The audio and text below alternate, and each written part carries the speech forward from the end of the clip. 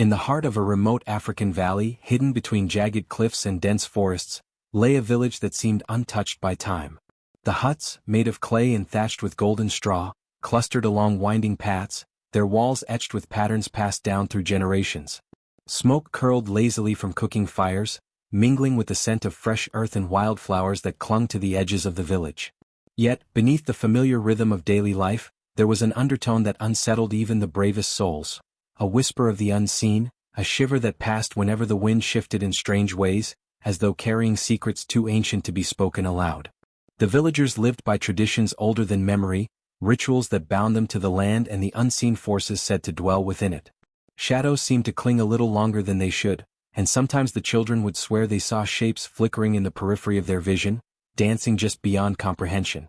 In one of the smaller huts at the edge of the village lived a young girl, no more than 12 summers old, whose eyes held a quiet fire that belied her frail frame. Her hair, thick and dark, fell in loose waves around her shoulders, often catching the sunlight in streaks of bronze. Her face, pale against the warm tones of the village, carried a seriousness that few children her age possessed. She had lost her father to a sudden illness the year before, and since then her life had been under the unrelenting watch of her stepmother. This woman, older and sharp-featured, moved with an air of dominance, her eyes always calculating, her hands quick to punish even the smallest misstep. Her obsession with controlling the girl was evident in every glance and gesture. She measured her daughter's steps, scrutinized her every word, and dictated the hours of her day with relentless precision. Where others might have seen only cruelty, she saw power to shape and mold, to bend life itself according to her desires. Despite this oppressive presence, the young girl held a quiet resilience. She had learned to move silently when the stepmother's temper flared, to hide the trembling of her hands behind the folds of her simple dresses, and to speak only when her voice would not provoke ire. Yet, within the girl, a spark remained untouchable, a core of determination that refused to yield. She observed the world with careful attention, noticing details that others overlooked, the way the shadows shifted beneath the trees at dusk, the subtle gleam of moonlight across the clay rooftops, and the way the wind seemed to carry whispers she could almost understand. These small observations were her solace, reminders that the world contained mysteries far larger than the confines of her hut or the reach of her stepmother's control. The village itself seemed to respond to her presence in ways no one else could see. Shadows lengthened and bent oddly when she passed, curling like protective arms or restless spirits around her small frame. Even animals behaved differently in her presence. Chickens paused mid-step, goats lowered their heads, and the wind sometimes picked up, lifting leaves in delicate spirals, as if acknowledging the quiet power she carried. The villagers, absorbed in their daily routines, often dismissed these occurrences as tricks of the light or the imagination, but the girl noticed every subtle sign. She sensed that something within the valley, the unseen forces tied to the land, to the shadows themselves, recognized her in ways they did not recognize others. And although she did not yet understand what this bond might mean, she carried the knowledge that she was not as powerless as her stepmother believed. Even in her isolation, the girl nurtured a growing sense of self, a feeling that would soon awaken in ways no one could predict. Her quiet observation of the village, the shadows, and the subtle magic threading through everyday life had prepared her for challenges that lay ahead. The stepmother's cruelty, though relentless, was merely the first trial.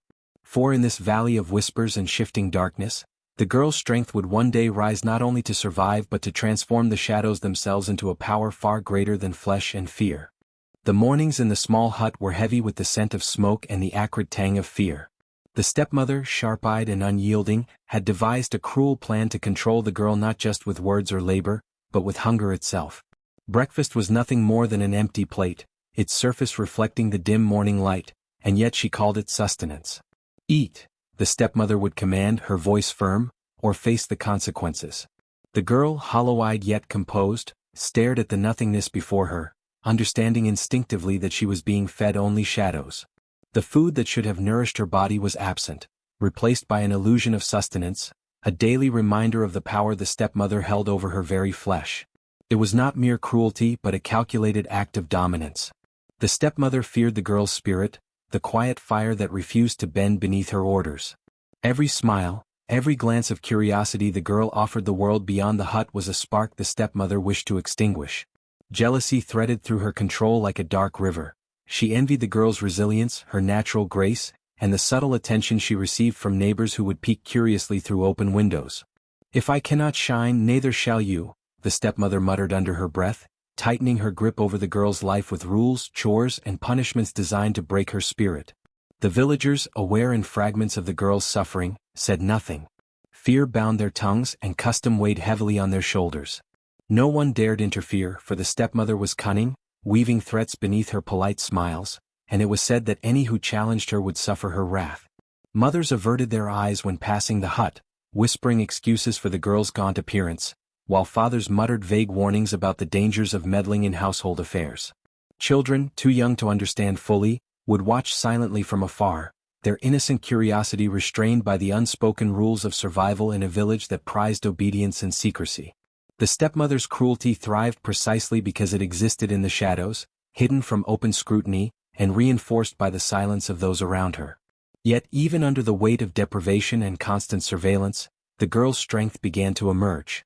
It was subtle at first, like a flicker of light through dense fog. A refusal to cry openly when hunger gnawed at her stomach, a quiet smile that bloomed when no one watched, and the careful way she moved through her chores, leaving no mistake for her stepmother to punish.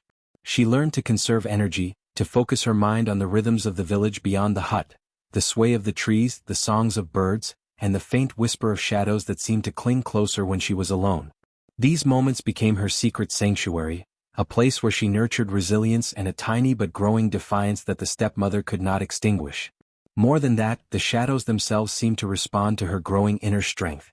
They lengthened and curled in the corners of the room, moving subtly in ways that felt protective, almost sentient. The girl noticed these patterns, recognizing that though her body was weak from hunger, there was power in what the eye could not see. Her stepmother's attempts to break her spirit became a stage for quiet resistance, and every day the girl endured the shadowed meals with a calm patience that was slowly transforming the very force the stepmother sought to dominate. Though her body ached and her stomach protested, the girl's mind and spirit grew sharper, stronger, and more cunning. She learned the value of patience, the strength of restraint, and the quiet thrill of knowing that while the stepmother controlled the flesh, she could not command the shadows that lingered, whispering allegiance only to her will. In those small acts of survival, the girl began to lay the foundation for a power that would one day eclipse the cruelty imposed upon her, turning deprivation into an unexpected source of strength. As the days passed in the dim hut, the girl began to notice that the shadows clinging to her body no longer behaved as they should. They stretched and curled in ways that defied the light, sometimes moving just ahead of her steps, as if testing the ground before she touched it. At first, she thought her eyes deceived her, that the hunger had made her mind play tricks. Yet, when she stopped abruptly, the shadows froze midair, holding shapes she did not command, only to resume their subtle dance when she moved again. A shiver ran down her spine, a mixture of fear and awe. Something in these shadows was alive, something beyond her understanding, yet unmistakably connected to her. She began to speak to them in whispers, testing whether her thoughts could influence their movements. "Do you obey me?" she asked one quiet evening, her voice trembling. The shadows shifted slightly toward her, their edges flickering like candlelight caught in a breeze. It was a small response, almost imperceptible, but it ignited something in her. A realization that she was not alone, that her deprivation and suffering had stirred a power lying dormant within her. The hunger that had been meant to weaken her, it seemed, had only sharpened her senses, making her acutely aware of every nuance of light, every quiver of shape along the walls, every subtle twitch that indicated life beyond the visible. Fear gripped her tightly at first. What if this power was dangerous? What if it consumed her as surely as the stepmother's cruelty had attempted to consume her flesh? She could feel it pulsing beneath her skin, an energy she could not yet control, and yet it beckoned with an irresistible pull. Confusion swirled within her, a storm of questions that had no answers. Why was she chosen? Why now? Why these shadows? Her mind wrestled with both wonder and trepidation, her thoughts dancing between hope and anxiety. And yet, determination began to anchor her. If the shadows were hers to command, even partially, she realized they could become her strength against the oppression that sought to break her.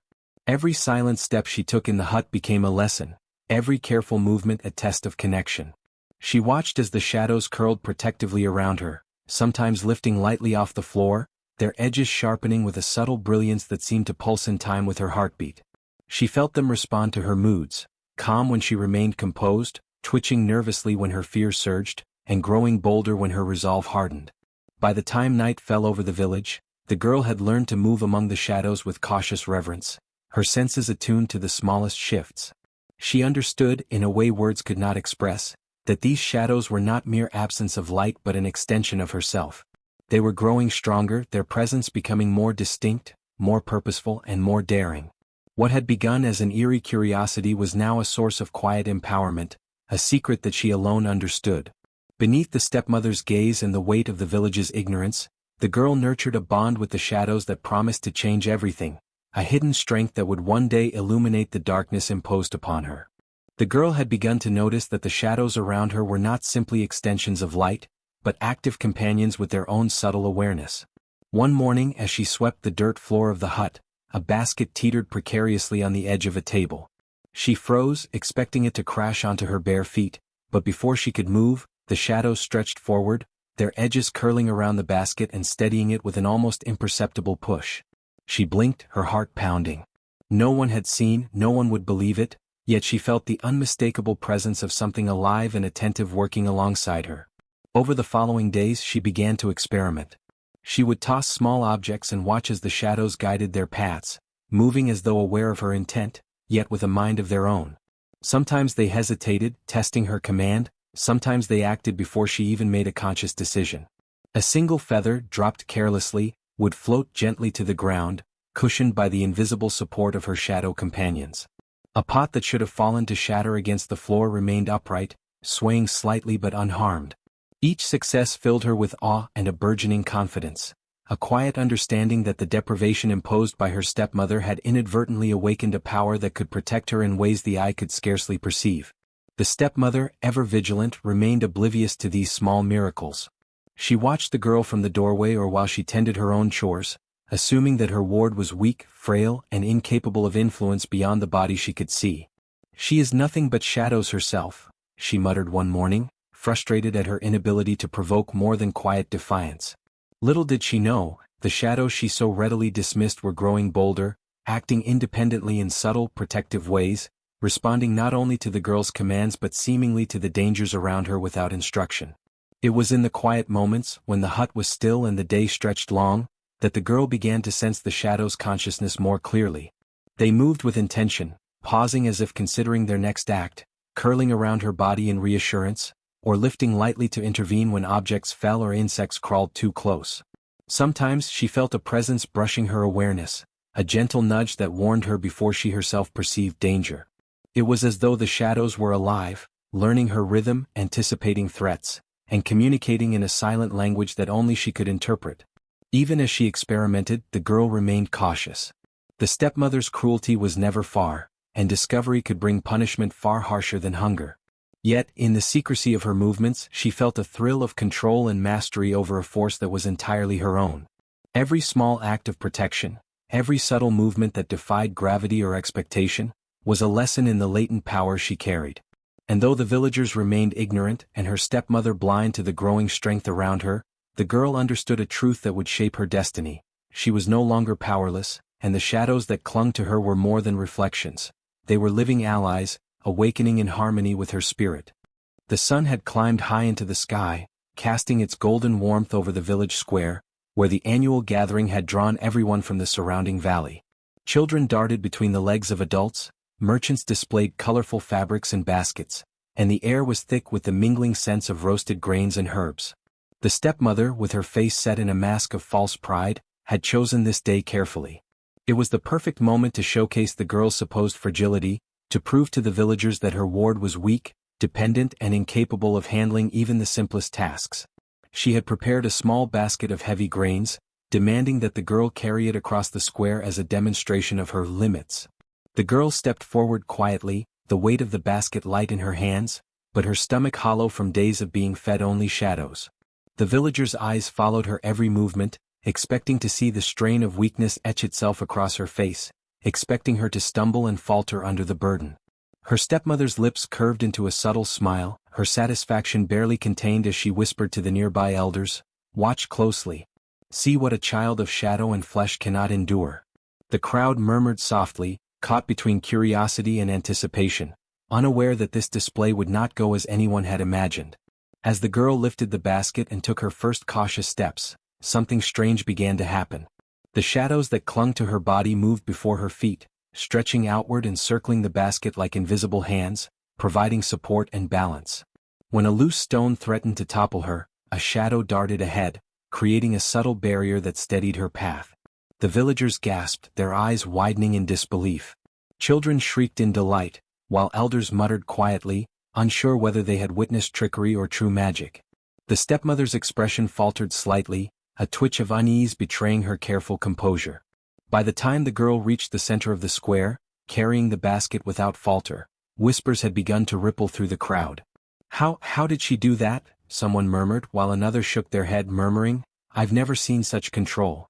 Questions about the stepmother's cruelty began to surface, subtle at first, but gathering momentum like a growing wind. "Why starve her if she is so strong?" an elder asked quietly, though his voice trembled with the weight of tradition. Even among the merchants and children, curiosity turned into astonishment, and astonishment into a quiet respect for the girl's endurance. The shadows themselves seemed to grow bolder, swirling around her legs and rising slightly as she moved, responding not only to her commands but to the energy of the square itself. The girl felt the subtle hum of power within her, the connection between her will and the living shadows strengthening with each step. Her confidence, long suppressed by hunger and fear, began to swell. She realized she could not only endure, but also influence and direct this force that had protected her in secret for so long. The villagers watched as she spun gently in place, the basket held steady in her hands, her eyes calm and assured. The shadows rippled like liquid, forming delicate patterns around her that seemed almost to dance in time with her movements. The stepmother's face had turned pale, her carefully constructed authority beginning to crumble before the evidence of the girl's growing power. Murmurs of doubt and skepticism spread throughout the crowd, challenging the traditions that had allowed such cruelty to flourish. The girl, sensing the energy of the villagers and the subtle support of her shadows, felt an exhilarating surge of control. She did not need to speak. Every motion, every subtle sway of the shadows, communicated her strength and her resilience far more effectively than words ever could. By the time the girl set the basket down at the center of the square, her stepmother's plan had failed completely. The whispers of awe and curiosity had transformed into quiet admiration. The villagers began to question what they had once accepted as normal, while the girl stood at the center, her shadows alive around her, her confidence now evident in every line of her small but determined frame. This public moment, intended to humiliate, had instead revealed her inner power to all. The stepmother had underestimated not only the girl's resilience but the extraordinary force that had quietly grown beneath her control, a force that would soon demand recognition far beyond the square. Over the weeks that followed the public gathering, the girl began to notice changes in her shadows that filled her with both wonder and apprehension. They were no longer limited to subtle acts of protection or small interventions. They moved with intent and purpose, often anticipating events before she could even comprehend them. One afternoon, as she walked through the hut to fetch water, a loose plank on the floor shifted underfoot. Before she could step onto it, the shadows surged, curling around the plank and stabilizing it as though lifting it just enough to prevent her fall.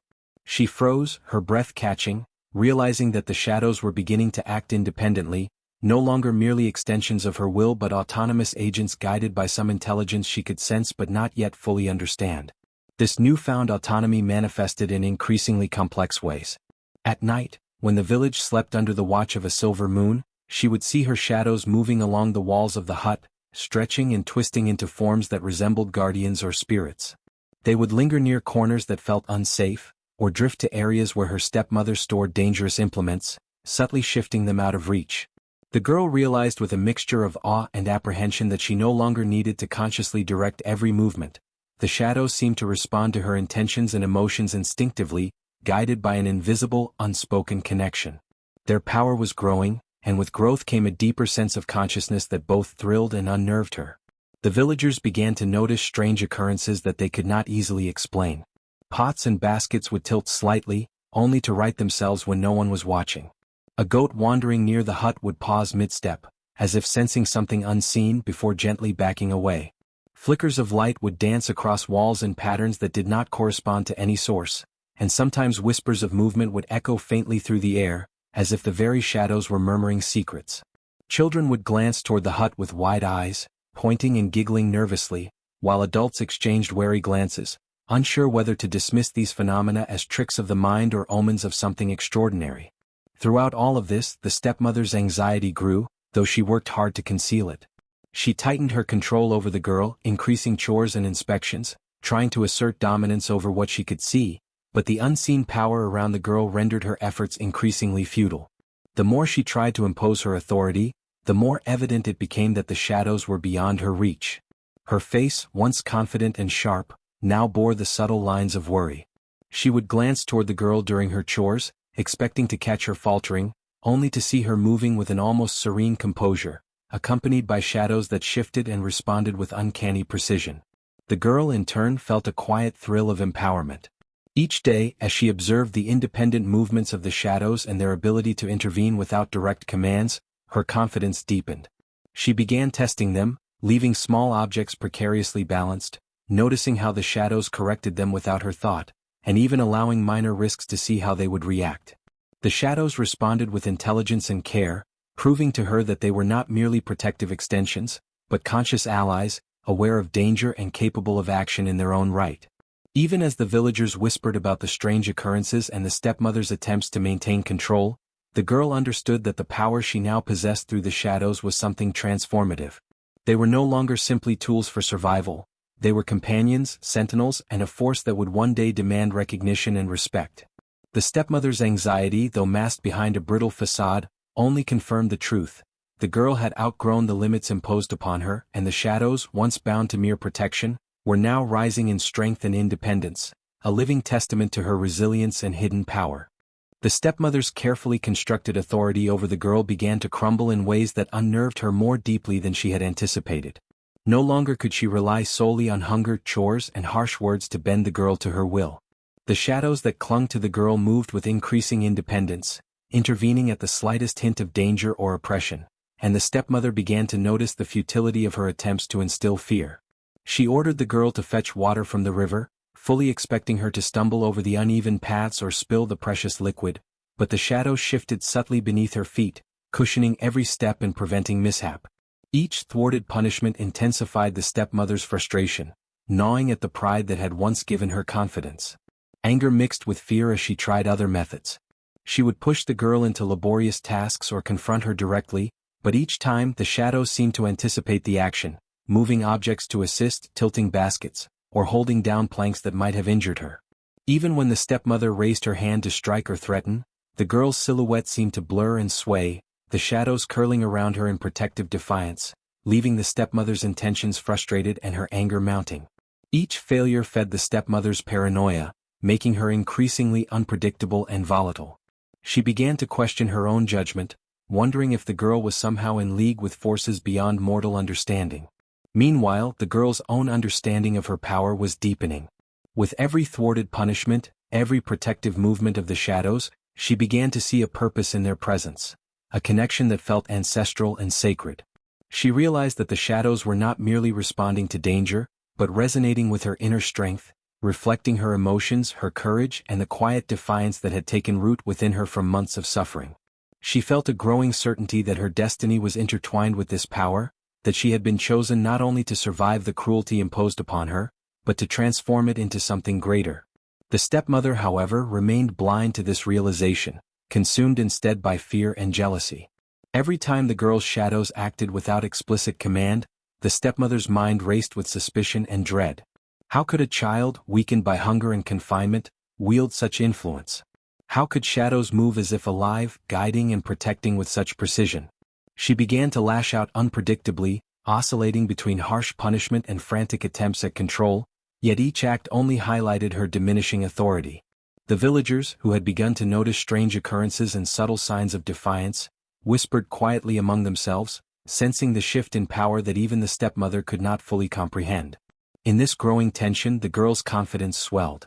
She moved through the hut and the surrounding spaces with calm assurance, aware that the shadows were allies that amplified her strength rather than merely mirroring it. The stepmother's fear and jealousy were visible in every rigid posture, every scowl, and every whispered mutter under her breath. The girl understood that this fear was a mark of her own rising power, proof that the shadows were more than a fleeting protection. They were a force tied to her very being, responding to her spirit and preparing her for the challenges that lay ahead. The stage was set, the balance shifting, and the stepmother's hold on her victim had begun to fracture irreparably. One evening, as twilight painted the village in hues of deep purple and gold, the girl sat quietly in the corner of her hut, her body weary from the day's chores but her mind alert. The shadows around her moved with unusual deliberation, stretching and twisting in the dim light until they seemed to form shapes that suggested faces, hands, and faint figures. A soft whisper seemed to rise from their darkness, though no mouth moved and no voice could be traced.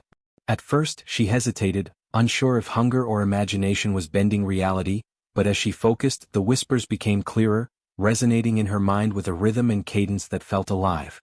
The shadows were speaking, not in words but in thought, communicating through intention and emotion. They revealed their origin, ancient guardians of her bloodline, bound to protect and empower the daughters of her family through generations.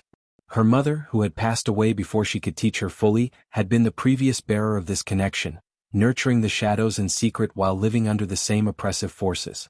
The stepmother, cruel and ignorant of these ancient bonds, had tried to suppress what she could not comprehend. Now the shadows confirmed that their purpose was to strengthen her, to transform suffering into power, and to prepare her for a destiny that transcended the walls of the small hut. The girl listened with awe, a sense of wonder mixing with a cautious thrill. Every movement of the shadows seemed deliberate, guiding her attention to patterns of light and dark across the walls, showing her that her spirit was not alone. The whispers conveyed lessons about patience, observation, and control, emphasizing that power must be tempered with wisdom. She understood that the shadows were extensions of herself, living and thinking in harmony with her intentions. They were neither malevolent nor passive. They were allies who had waited patiently for her to awaken to her potential. As the revelation continued, the girl began to feel a shift deep within her. The hunger, the fear, and the cruelty she had endured were not merely obstacles but catalysts, forging her resilience and focus. She realized that her ability to endure and to connect with the shadows was part of a larger plan, one that intertwined her life with the supernatural energy of the village itself. She saw herself as a conduit, a living bridge between the ordinary world and the hidden forces that had always lingered just beyond perception. Her destiny, long obscured by the stepmother's oppression, now became clear. She was meant not only to survive, but to transform the darkness imposed upon her into a power that could illuminate and protect. The shadows guided her through exercises of concentration, subtle manipulation, and synchronization. She learned to sense their presence before they moved, to direct their flow without speaking, and to feel the boundaries of their consciousness. With every small success, her confidence swelled, and a sense of purpose rooted itself firmly within her chest. No longer merely reactive, she began to anticipate, to plan, and to prepare. The shadows demonstrated that their strength was magnified when aligned with her will, but only when guided by clarity of mind and intent. By the time night fully descended over the village, the girl understood the enormity of her potential. The shadows were no longer mysterious entities. They were extensions of her spirit, conscious, loyal, and powerful. She felt a surge of determination. The time to endure in silence was over. The stepmother's reign of cruelty would meet its reckoning, and she would confront it armed not with anger alone, but with a force that had been waiting patiently, silently, and powerfully for her awakening. The revelation of the shadows had transformed fear into courage, oppression into purpose, and vulnerability into strength. She rose from her corner of the hut, the darkness bending around her like a living cloak, and for the first time she felt fully prepared to face the stepmother and claim the power that had been hers all along. The tension in the hut was palpable as the girl stood face to face with her stepmother, the dim light casting long, twisting shadows across the walls. The air was thick with the scent of fear and simmering anger, and every creak of the wooden floor seemed amplified under the weight of expectation. The stepmother's eyes were sharp, calculating, flicking from the girl's calm stance to the shifting forms at her feet. She had prepared herself to intimidate, to strike fear into the girl, expecting submission, tears, or trembling obedience. What she saw instead unsettled her profoundly.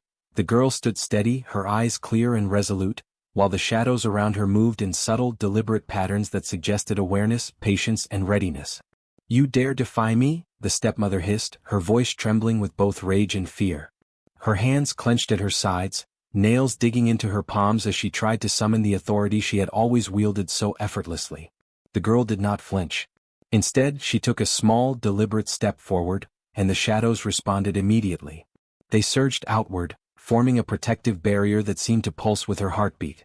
When the stepmother lunged toward her, the shadows twisted and arched, intercepting every aggressive movement with an elegance and force that left the woman momentarily unbalanced. Objects in the room moved as though guided by unseen hands. A broom tilted to block an approaching strike, a stool shifted to prevent a tripping hazard, demonstrating power the stepmother could neither control nor comprehend. The girl's calmness only heightened the stepmother's anxiety. Each attempt to assert dominance was thwarted seamlessly by the shadows, which acted decisively and intelligently. It was no longer merely about defense. The shadows displayed an almost tactical awareness, positioning themselves strategically and amplifying the girl's presence. Her eyes, focused and unwavering, met her stepmother's with quiet authority, conveying that every cruel plan, every oppressive word, and every attempt at intimidation would fail in the face of the power she now commanded.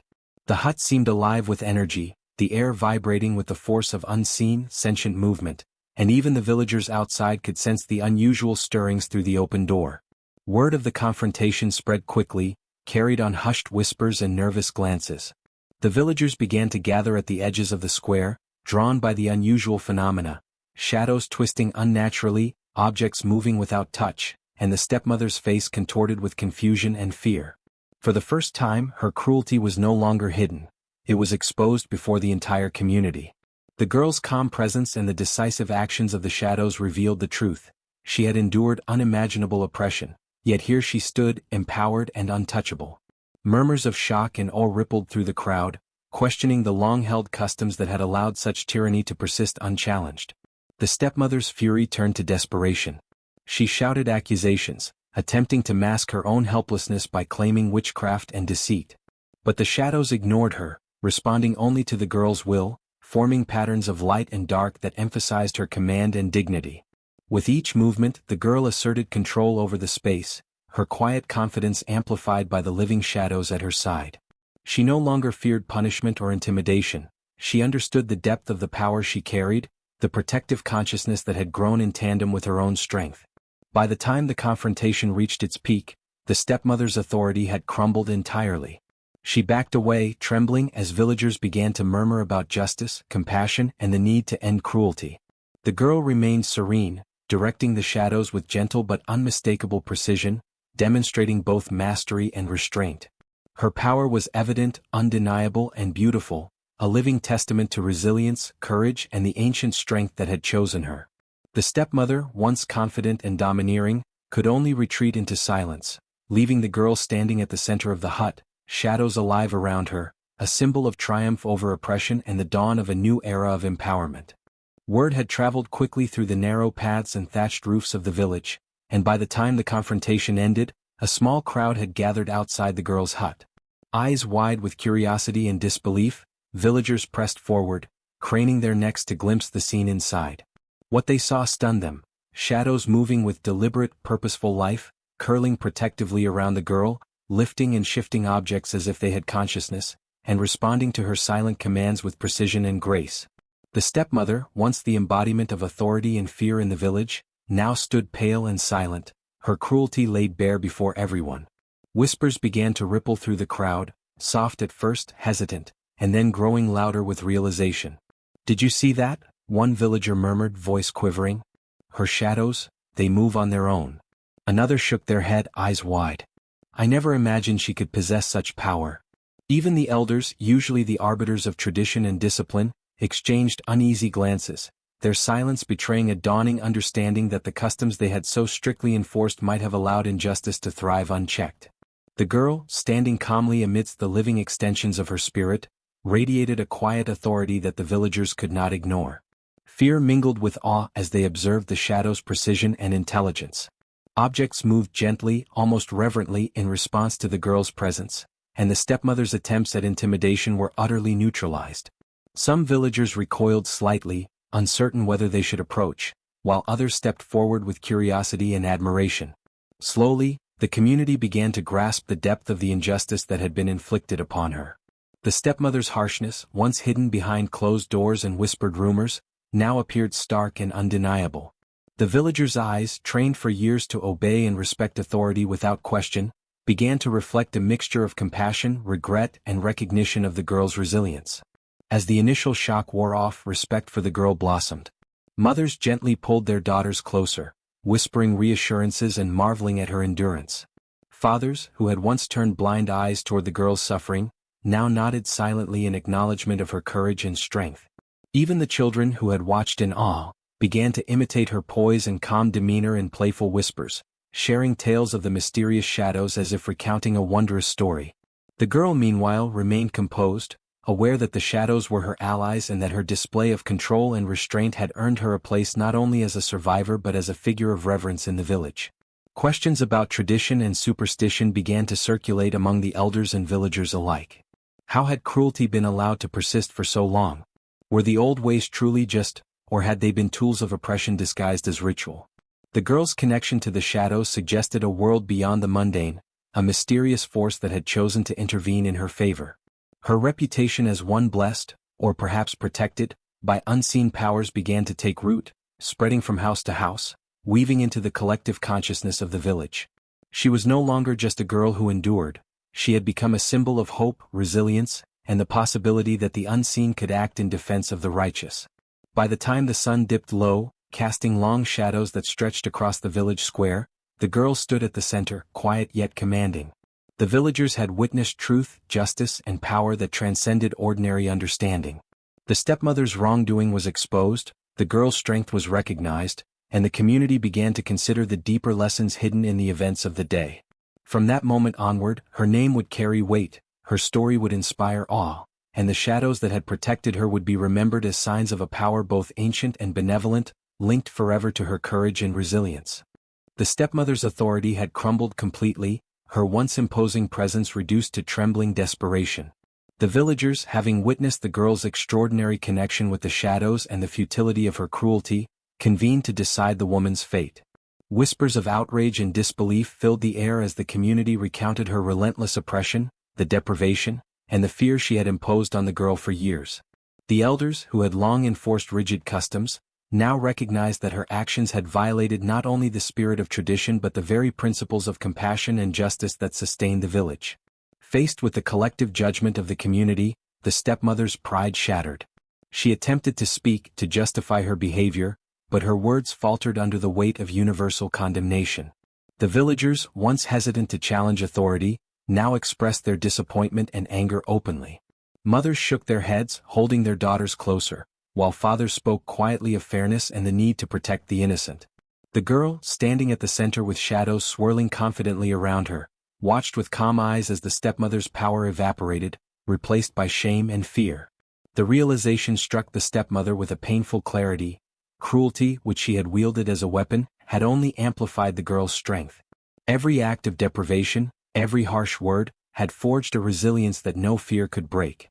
The shadows, born of hardship and bound to the girl's lineage, had grown stronger with every trial, responding with intelligence and precision that humbled even the most skeptical villagers. Her attempts to dominate had unwittingly awakened a force far beyond her control, a living testament to the girl's endurance and latent power. Yet, the girl did not respond with vengeance or malice. She understood that true strength required wisdom and restraint. With measured calm, she directed the shadows to encircle the stepmother gently, not to harm but to signify authority and the futility of further resistance. The shadows, once hidden protectors, now integrated fully into her presence, their forms fluidly moving with her, illuminating her calm command. The stepmother, confronted with this display, fell to her knees, recognizing not only her failure but the depth of the girl's mercy and composure. The villagers, inspired by the girl's wisdom, debated her punishment and ultimately agreed on exile, a firm yet measured response that preserved justice without cruelty. The stepmother would leave the village, forced to confront her failures and live apart from the community she had sought to dominate. The girl's measured response, her choice to show mercy rather than enact retribution, impressed the villagers deeply. It became evident that her strength was not only in the shadows that moved at her command but also in the wisdom that guided her actions. She had transformed suffering into empowerment, oppression into authority, and fear into respect, demonstrating a maturity beyond her years and ensuring that the legacy of justice, compassion, and protection would endure within the village for generations. Years passed, and the girl, once a quiet and oppressed child, had grown into a figure of remarkable strength and wisdom within the village. Her story, whispered first in awe and later told with pride, became a cornerstone of the community's identity. People spoke not only of her endurance under cruelty but of the mystical power that had accompanied her every step, The shadows that had once acted in secret now celebrated openly as symbols of protection and resilience. Children, especially young girls, would pause in their daily chores to listen intently to the tale, eyes wide with wonder at the thought of a force born of darkness yet capable of nurturing courage and self-respect. The village itself had transformed alongside her reputation. Shadows, once regarded with superstition and fear, were now respected as allies and protectors. Families began to honor the unseen, recognizing that true strength often lay hidden in forms that were neither tangible nor easily understood. Villagers no longer dismissed the whispers of subtle movements or unexplained assistance as mere tricks of the mind. Instead, they saw them as reminders of the balance between resilience and mystery, a legacy of the girl who had turned oppression into empowerment. Mothers would gently touch their daughters' shoulders during festivals and murmured, "Remember the shadow girl. Let her courage guide you." Fathers nodded in solemn respect, understanding that the story carried lessons far beyond obedience or conformity. It spoke of inner strength, wisdom, and the courage to embrace forces that others might fear. During annual dances and celebrations, the girl's story became central. Before young dancers took the stage, they were reminded of the shadow girl, of her journey from deprivation and fear to mastery and command. They were encouraged to dance with grace and confidence, to feel the rhythm of unseen energy guiding their movements, and to honor the strength that comes from embracing adversity. Her tale was no longer merely about one child's suffering. It had become a living tradition, a symbol of empowerment that shaped the way the village celebrated life, courage, and community. The shadows, now integrated into ritual and imagination, were revered, not as ominous omens but as allies that could nurture the spirit and protect the vulnerable. Stories of her wisdom spread beyond the village boundaries, carried by traders, travelers, and wandering storytellers. People spoke of the girl who had transformed darkness into strength, who had endured cruelty and emerged not only unbroken but radiant with power and purpose. Her legacy inspired other communities to reconsider the treatment of children, the understanding of hidden forces, and the power of mercy tempered with wisdom. The girl had demonstrated that darkness, whether literal or metaphorical, did not need to be feared. When acknowledged and guided, it could illuminate paths, protect those in need, and become a wellspring of courage that shaped destinies. As she walked through the village, shadows now moving fluidly around her, fully integrated into her presence, people bowed with respect, not out of fear but admiration. Children would follow her in the streets, mimicking her calm composure and imagining the protective embrace of shadows around them. Even long after she had grown, her story remained alive in hearts and minds, a powerful reminder that resilience is forged in trials, that mystical forces can serve as allies, and that embracing the darkness within or around oneself can transform weakness into enduring strength. The girl, now a woman of legend, had not only survived but had changed the very fabric of her village, leaving a legacy that would endure for generations. A story of courage, wisdom, and the transformative power of shadows.